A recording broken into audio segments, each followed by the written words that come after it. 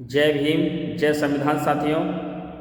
मैं बुद्ध रत्न भीमपुत्र विजय कुमार आजाद, संस्थापक एवं राष्ट्रीय अध्यक्ष भीम आर्मी भारत एकता मिशन, आप सभी लोगों को 14 अप्रैल 2026 आगामी भारत रत्न बाबा साहब डॉक्टर भीमराव अम्बेडकर जी की 135वीं जयंती की हार्दिक बधाई देता हूँ। साथियों, मैं आप लोगों को बताना चाहूँगा कि 14 अप्रैल कोई तिथि ही नहीं, उत्सव ही नहीं, बल्कि समता, समानता, स्वाभिमान के परिवर्तन की निशानी है।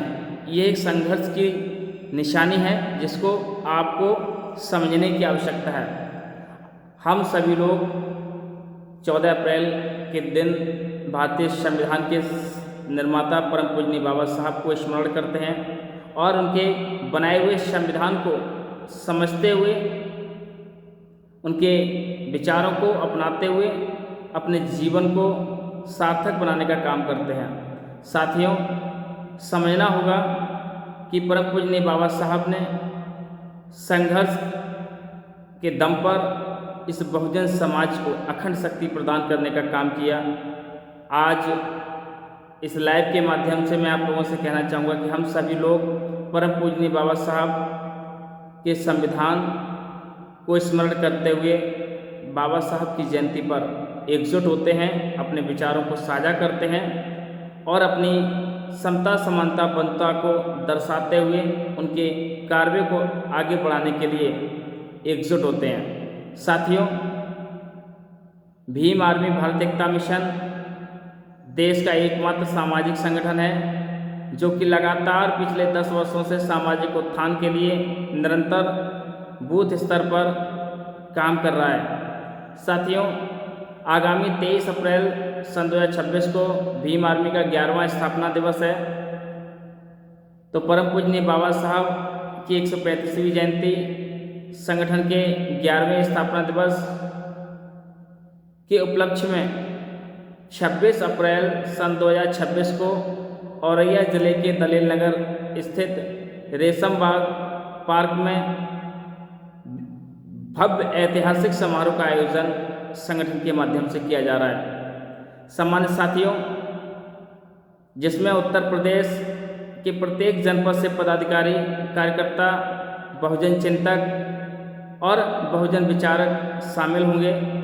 मिशनरी गायक भी शामिल होंगे। मैं उम्मीद करता हूं कि जितने भी लोग परम पूजनीय बाबा साहब, संत शिरोमणि गुरु रविदास जी, तथागत बुद्ध जी और बहुजन महापुरुषों में आस्था रखते हैं कि वो सभी लोग ज़्यादा से ज़्यादा संख्या में इस प्रोग्राम में शामिल हों, उनके विचारों को आगे बढ़ाने का काम करें। साथियों, परम पूजनीय बाबा साहब और महापुरुषों के सपनों को साकार करने के लिए इस ऐतिहासिक अवसर पर हम सभी लोग एकजुट होंगे और संकल्प लेंगे कि बाबा साहब और महापुरुषों के सपनों को साकार करते हुए उनके सपनों का भारत बनाने का काम करेंगे, जहां न्याय होगा, समानता होगी, समता होगी और सबके लिए शिक्षा होगी।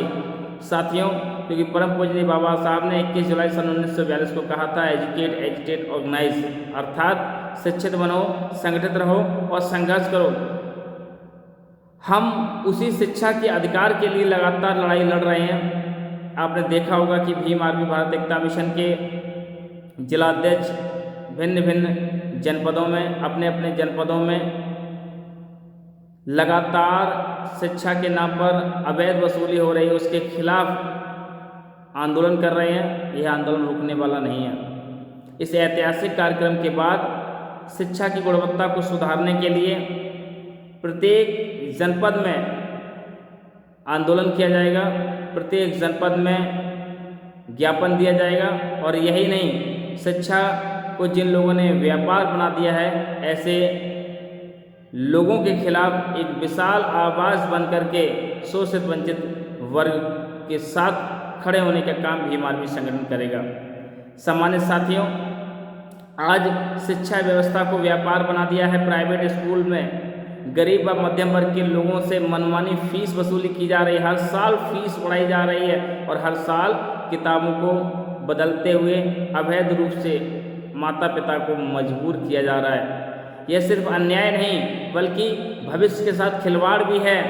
इसलिए मैं इस लाइव के माध्यम से उत्तर प्रदेश सरकार, मैं इस लाइव के माध्यम से उत्तर प्रदेश सरकार, केंद्र सरकार से कहना चाहूँगा कि समय रहते शिक्षा व्यवस्था पर ध्यान दीजिए, वरना आगामी चुनाव में ये जनता आपको वोट की चोट से करारा जवाब देने का काम करेगी। इसलिए समय रहते शिक्षा व्यवस्था पर ध्यान दीजिए। देश के सभी स्कूलों में, चाहे वो सरकारी हो चाहे वो प्राइवेट हो, हर एक विद्यालय में NCERT की किताबें अनिवार्य की जाएं, ताकि हर साल किताबों के नाम पर हो रही उगाही को रोका जा सके और हर साल फीस के नाम पर हो रही वृद्धि को भी रोका जाए। मैं इस लाइव के माध्यम से उत्तर प्रदेश सरकार व केंद्र सरकार से कहना चाहता हूं कि प्राइवेट विद्यालयों में अधिकतम फीस 500 रुपये निर्धारित की जाए। 500 रुपये से अधिक फीस लेने वाले विद्यालयों पर रोक लगाई जाए, ताकि अवैध वसूली के इस प्रकरण को रोका जा सके और हमारी ये मांगें जायज़ हैं, समाजित हैं और इसके लिए हम चुप बैठने वाले नहीं हैं और ना ही चुप बैठेंगे। हम सड़क से लेकर सदन तक आवाज़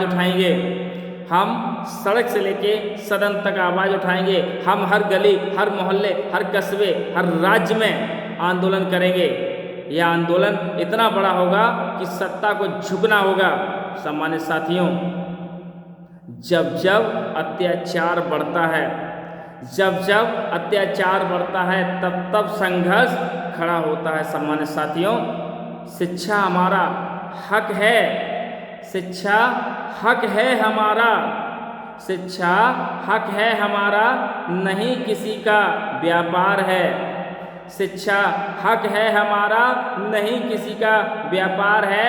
महंगी शिक्षा बंद करो, गरीबों पर जुल्म करना बंद करो। सम्मानित साथियों, अब समय आ चुका है गरीबों पर हो रहे अन्याय को रोकने के लिए, शिक्षा के नाम पर हो रही लूट को रोकने के लिए हम सभी लोगों को एकजुट होकर के आवाज़ को बुलंद करना होगा। चाहे वो सोशल मीडिया हो या फिर मनी मीडिया हो या फिर स्ट्रीम मीडिया हो या फिर सड़क से लेकर सदन तक की आवाज़ हो, हर आवाज़ पर आवाज़ दो। मैं आप लोगों को आश्वासित करता हूं कि माफियाओं का ये व्यापार, शिक्षा के नाम पर ये लूट थम जाएगी, रुक जाएगी। मेरे प्यारे साथियों, माताओं, बहनों, भाइयों, बुजुर्गों, एकजुट होकर के अपने हक और अधिकारों के लिए खड़े हों। उस व्यवस्था को बदल दें जो हमें दबाने की कोशिश करे। उस व्यवस्था को बदल दें जो हमें दबाने की कोशिश करें। यह लड़ाई केवल एक संगठन की नहीं, बल्कि हर एक उस माता पिता की लड़ाई है जो अपने बच्चों को बेहतर शिक्षा दिलाना चाहते हैं, अपने बच्चों को बेहतर सुविधाएं देना चाहते हैं। उन माताओं पिताओं की ये लड़ाई है और इस लड़ाई के लिए मैं आप सभी अभिभावकों को आमंत्रित करता हूं कि आप सभी लोग इस लड़ाई में सहभागी हों और इस व्यवस्था परिवर्तन की लड़ाई को लड़ने में पुरजोर साथ दें। ये लड़ाई उस छात्र की है जिसके सपनों पर फीस का बोझ है, किताबों का बोझ है, यूनिफॉर्म का बोझ है, उसे दबाया जा रहा है। सम्मानित साथियों, और परम पूजनीय बाबा साहब की जयंती और भीम आर्मी के स्थापना दिवस पर हम लोग मिलकर ये संकल्प लेंगे, हर अन्याय के खिलाफ आवाज उठाएंगे, हर शिक्षा को अधिकार बनाएंगे, व्यापार नहीं होने देंगे और एकजुट होकर के इस आंदोलन को देशव्यापी आंदोलन बनाएंगे। सम्मानित साथियों, और अंत में मैं इतना ही कहना चाहूँगा कि जो अधिकार देता नहीं है, अधिकार मांगने से नहीं, अधिकार छीनने पड़ते हैं और आवाज़ दबाने से नहीं, आवाज़ उठाने से अधिकार मिलते हैं। जय भीम, जय संविधान, जय बिरसा मुंडा, जय फूले, जय पेरियार, जय काशीराम।